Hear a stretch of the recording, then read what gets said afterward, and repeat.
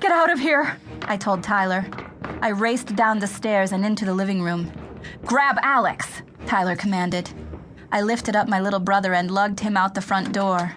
Tyler raced right behind me. Move, move, he shouted. We ran halfway down the block before we glanced around. Not a cloud in the bright blue sky. A sprinkler chattered out streams of water, wetting a lawn. A lawnmower mowed somewhere out of sight, and birds chirped in a big tree. Some kid came whizzing by on a bike. Normal life, all around. Nothing scary in sight. I glanced back at our house. From this distance, it looked a lot like all the other houses on the street. Totally normal. What? Alex tapped my face. What? I set my little brother on the ground. Why'd you grab me? He asked. Huh? I turned to Tyler for help. There's something in the upstairs closet. Something making horrible noises, Tyler added. A monster? Alex's eyes widened. A monster? Tyler and I stared at each other. What should we say? I want a monster! Alex shouted. I want a monster! I want a monster! Alex gave his most ferocious frown. Then he let out a big growl. Cute. Maybe we better go back, Tyler said after a little while. Standing around like this is dumb. Yeah, it's daylight, I pointed out. In horror movies, most of the really scary stuff happens at night, after a power outage. We walked back. Monster! Monster! Monster! Alex chanted with every step. I don't know about Tyler, but I felt embarrassed. Spooked by some dumb noise in a closet. Sheesh. We went inside and stood quietly in the front hall, listening. The sound again. Then... Meow, I thought. What kind of a scary noise was that?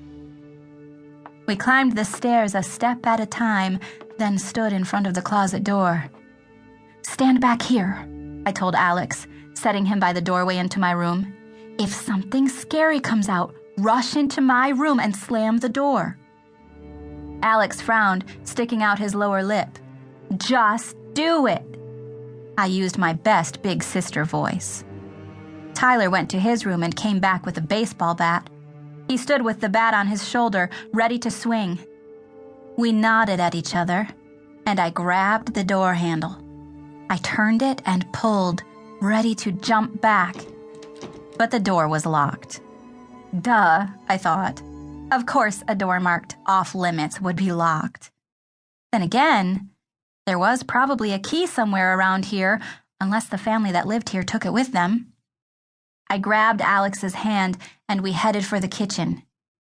In most of the summer houses we visited, people kept spare keys in the kitchen. In one house, there was even a little cupboard for them, with hooks that had labels below them telling what the keys unlocked. In this kitchen, Tyler found a drawer full of assorted junk. In it was a key ring loaded with keys of different shapes and sizes. We climbed the stairs again and headed for the closet door. Tyler found the right key after 5 tries. We unlocked the door, then stepped back. I flung the door open. Tyler stood poised to bonk whatever came out. Something small and gray shot out of the closet and streaked down the stairs. It went so fast I could not see what it was. At the closed front door, though, it stopped.